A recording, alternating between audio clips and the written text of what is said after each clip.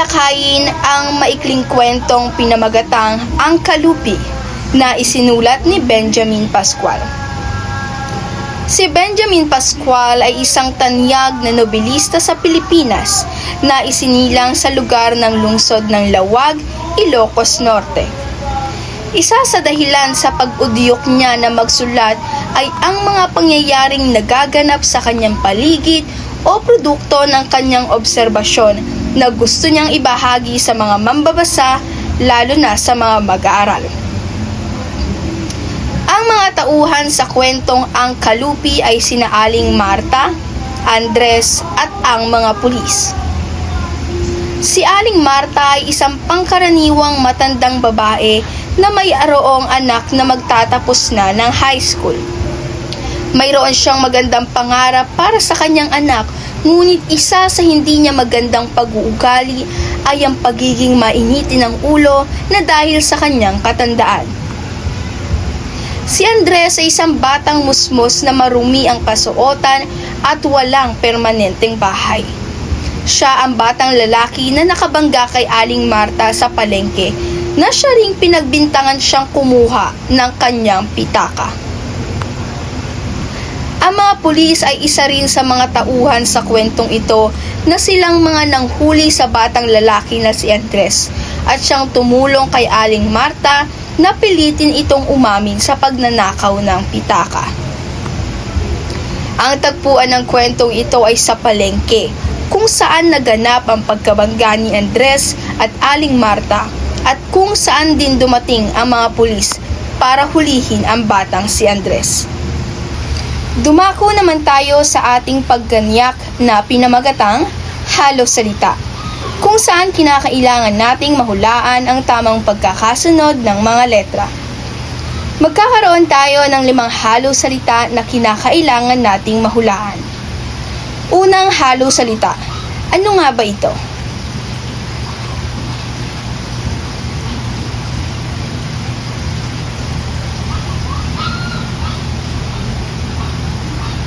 Tama. Ang tamang sagot ay kalupi, ang pamagat ng maikling kwentong natalakay kani-kanina lamang. Ano kaya ang pangalawang salita?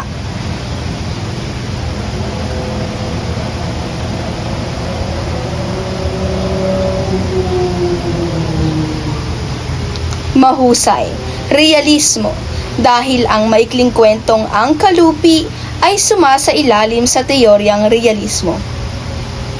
Atin namang hulaan kung ano ang pangatlong halo salita.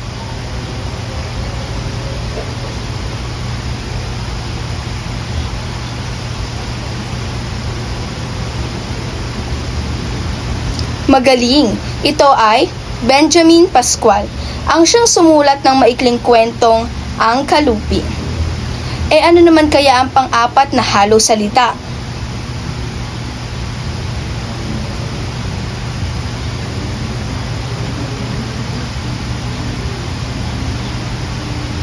Tama, diskriminasyon, dahil ang kwentong Ang Kalupi ay pumapatungkol sa diskriminasyon.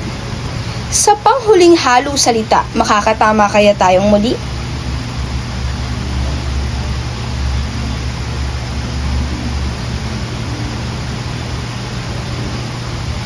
Tama, ito ay palengke, ang naging tagpuan ng kwentong Ang Kalupi. Magaling! Natapos na natin ang unang pagganyak.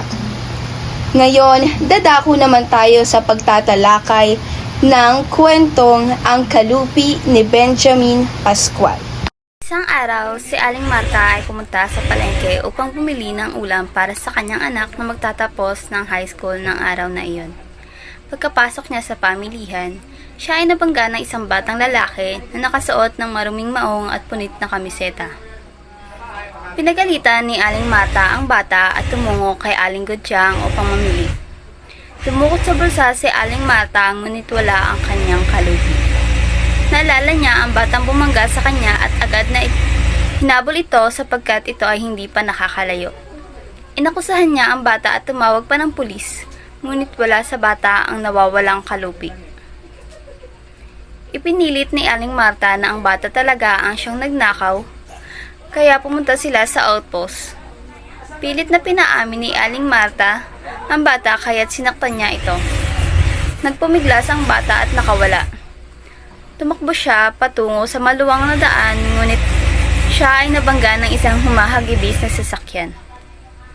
Mga ilang sandali pa, bago siya mamatay, pagatol-gatol niyang sinabi na wala silang makukuha sa kanya. Pagkatapos nito, tuluyang pumanaw ang bata. Umalis sa outpost si Aling Marta at nangutang upang makabili ng ulam para sa hapunan. Noong siya ay pauwi, natatanong niya ang kanyang mag-ama. Nagtanong ang kanyang anak kung saan niya nabili ang ulam. Nagsinungaling si Aling Marta at sinabi niya ang pera ay mula sa kanyang pitaka. Sinabi ng kanyang asawa na naiwan niya ang kanyang pitaka. Nang mapagtanto ni Aling Marta ang lahat ng nangyari sa palengke, siya ay kinabahan at tuluyan siyang nawala ng malay. Ang kwentong pag-Islam na isinalin ni Elvira Estropa na nagmula sa mga Muslim. Ang pag-Islam ay inihahalin tulad dito sa pagbibinyag ng mga Kristiyano. Ang pag-Islam ay may 3 seremonya. Ang unang seremonya ay tinatawag na bangs, na kung saan ilang oras pagkatapos ipanganak ang sanggol, siya ay bubulungan ng mga imam. Sa ikalawang seremonya, ito ay tinatawag na pinggunting, na kung saan sa ika-7 araw ng sanggol, siya ay bibigyan ng pangalan. At ang mga magulang ay mag-iimbita ng kaanak, kaibigan at kakilala upang magpasalamat kay Allah. At ang imam naman, siya ay maggugupit ng buhok ng sanggol. At ito ay lalagay sa mangkok na may tubig at kapag hindi lumitaw ang hibla ng buhok ng sanggol, siya ay may masaganang buhay. Sa ikatlong seremonya, ito ay tinatawag na pag-Islam o pagtutuli, na kung saan sinasagawa ito sa ika-7 taon o 10 ng bagong silang na sanggol. Mga tauhan, Ibra, ang ama ng bagong silang na sanggol. Amina, ang ina ng bagong silang na sanggol. Tarhata, ang kapatid ni Ibra. Imam, ang paring Muslim. Pandita, ang nagpapakadulabhasa sa pagbabasa ng Quran. Abdullah, ang bagong silang ng sanggol. Dadako naman tayo sa ating pagganyak na ang titulo ay Halo Salita, na kung saan kinakailangan natin hulaan ang pagkakasunod-sunod na letra. Magkakaroon tayo ng 5 halong salita na kailangan hulaan. Unang halong salita. Mahusay, Ibra. Ikalawang halong salita. Mahusay, Tarhata. Ikatlong halong salita. Magaling, Pag-Islam. Ika-4 na salita. Mahusay, Pinggunting. Ika-5 halong salita. Mahusay, Imam. Tayo sa pagganyak, naway natuwa ang lahat. At ngayon, dadako na tayo sa ating pagtatalakay, ang pag-Islam. Ngayon, dadako tayo sa buod pang Islam. Dumating si Tarhata, ang kapatid ni Ibra upang ibalita sa kanyang nariyan ang kanyang hinintay. Sa wakas, nanganak na ang asawa ni Ibra na si Amina. Kaya nag-isip kung babae ba o lalaki ang kanyang anak. Tuwang-tuwa siya nang makita ang kanyang anak ay isang lalaki at ito'y malusog na malusog. Sinundo niya ang imam upang maisagawa ang bang sa kanyang anak. Dahil ito ang dapat gawin sa pagkasilang pa lamang ng sanggol na siyang unang yugto ng pag-Islam.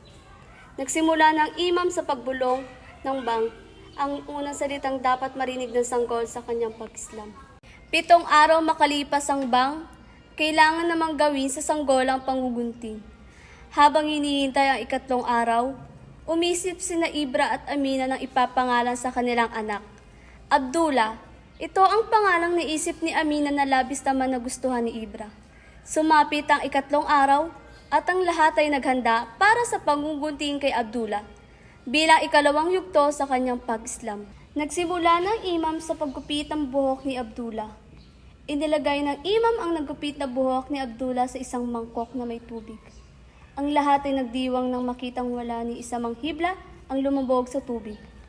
Ang paglutang ng buhok ni Abdullah ay nangangahulugan na magandang buhay sa hinaharap dahil sa patnubay ni Allah. Naging masaya ang lahat sa resulta ng pangungunting kay Abdullah.